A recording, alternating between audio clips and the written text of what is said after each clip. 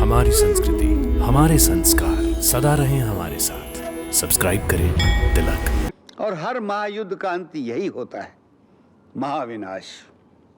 वीरता का महाविनाश, संस्कृति का महाविनाश, ज्ञान और विज्ञान की उन्नति का महाविनाश।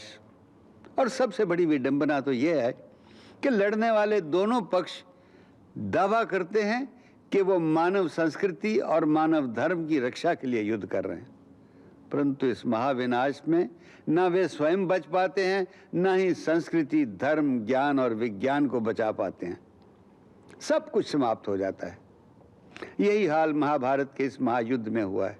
अस्त्रों और शस्त्रों के विज्ञान के कैसे कैसे परम ज्ञाता थे, जो ब्रह्मास्त्र और बीजनाशक अस्त्र जैसे महाभयंकर अस्त्रों को लेकर युद्ध करने आए थे। सब के सब अंततः कुरुक्षेत्र की धरती पर मिट्टी में मिल गए। उधर कर्ण जैसा महावीर, महादानी और महात्मा पुरुष, जिसने अपने मित्र दुर्योधन के प्रति भी अपना कर्तव्य निभाया और उसकी इच्छा के अनुसार युद्ध किया, साथ ही अपने छोटे भाइयों और माता कुंती के प्रति भी धर्म निभाने के लिए अपने प्राणों की आहुति दे दी। जय श्री कृष्ण। महाभारत का महायुद्ध अंततः समाप्त हो गया है। मानव जाति जब जब लोभ, दंभ और अहंकार के मद में बहकती है, तब तब मानव अपने अपने अहंकार और दंभ के प्रदर्शन के लिए आपस में एक महायुद्ध करते हैं। और हर महायुद्ध का अंत यही होता है, महाविनाश। वीरता का महाविनाश, संस्कृति का महाविनाश, ज्ञान और विज्ञान की उन्नति का महाविनाश। और सबसे बड़ी विडंबना तो यह है कि लड़ने वाले दोनों पक्ष दावा करते हैं कि वो मानव संस्कृति और मानव धर्म की रक्षा के लिए युद्ध कर रहे हैं, परंतु इस महाविनाश में न वे स्वयं बच पाते हैं, न ही संस्कृति, धर्म, ज्ञान और विज्ञान को बचा पाते हैं। सब कुछ समाप्त हो जाता है। यही हाल महाभारत के इस महायुद्ध में हुआ है। इस युद्ध के आरंभ में अर्जुन ने भगवान कृष्ण से जो बात कही थी, हे मधुसूदन, यदि वो मुझे मारना चाहते हैं तो मार दे, मुझे इसकी कोई चिंता नहीं, परंतु मैं अपनों को ही मारकर पाप कैसे कर सकता हूं? यदि वो लोग लोभ से भ्रष्ट चित्त होकर अपने ही कुल के नाश से होने वाले दोषों और पापों को नहीं देख सकते तो क्या हुआ, परंतु हम तो इस युद्ध के फल स्वरूप होने वाले विनाश और विनाश से उत्पन्न दोषों को देख सकते हैं, उस पर विचार कर सकते हैं।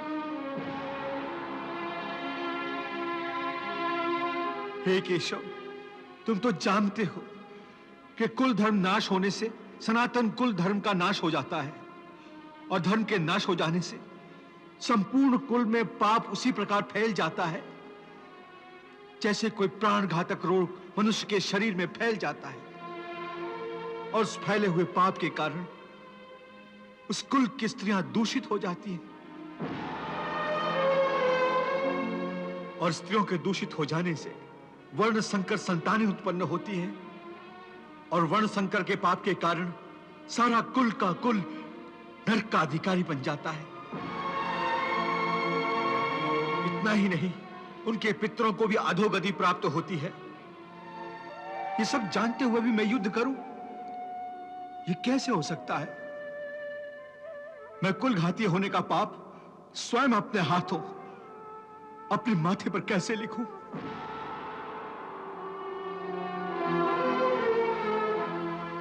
इसलिए मैं युद्ध नहीं करूंगा, मैं युद्ध नहीं करूंगा। जैसा अर्जुन ने कहा था, युद्ध के अंत में मानव समाज का ठीक वही हाल हुआ। कैसे कैसे महायोद्धा थे, कैसे कैसे महावीर थे।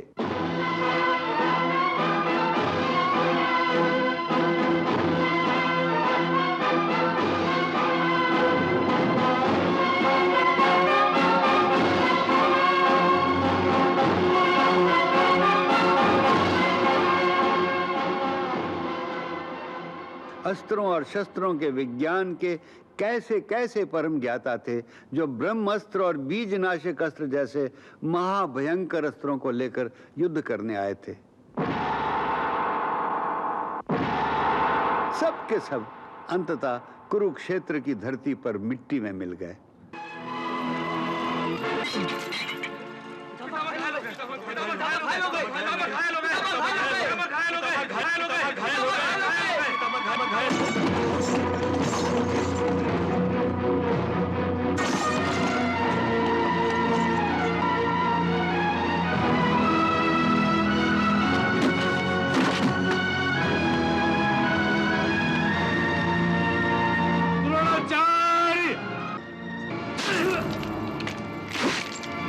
और अपने साथ ज्ञान, विज्ञान, वीरता और मानव संस्कृति की बलि चढ़ा गए।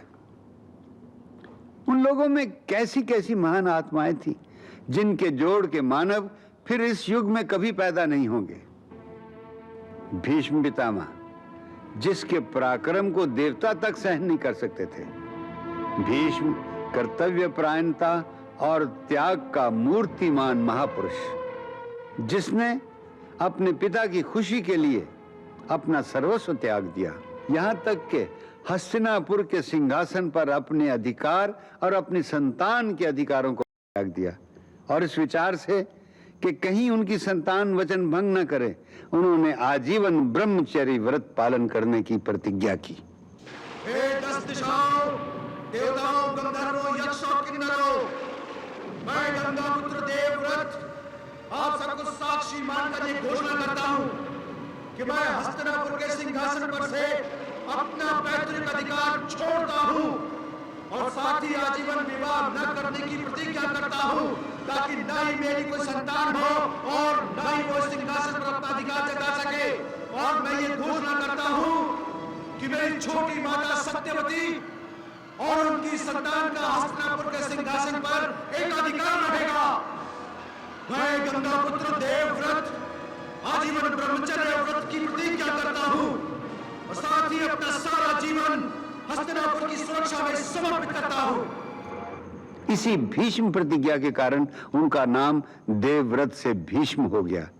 और उसी प्रतिज्ञा के कारण न चाहते हुए भी दुर्योधन की ओर से युद्ध करने के लिए वो विवश हुए, परंतु चूंकि धर्म का साथ देना भी आवश्यक था, इसलिए उन्होंने स्वयं पांडवों को वो तरीका बता दिया जिसके द्वारा उनका वध आसानी से किया जा सकता था। इस धरती को निष्पांडव बनाने की मेरी प्रतिज्ञा के अनुसार युद्ध भूमि पर मैं कल अवश्य हथियार उठाऊंगा, परंतु मैं किसी स्त्री के आगे हथियार नहीं उठाता। स्त्री को अपने शस्त्र के लक्ष्य पर देखकर हथियार नीचे कर लेता हूं। और यही वो समय है अर्जुन, जब तुम अपने प्रहार से, अपने बाणों से मेरा सीना छलनी कर सकते हो।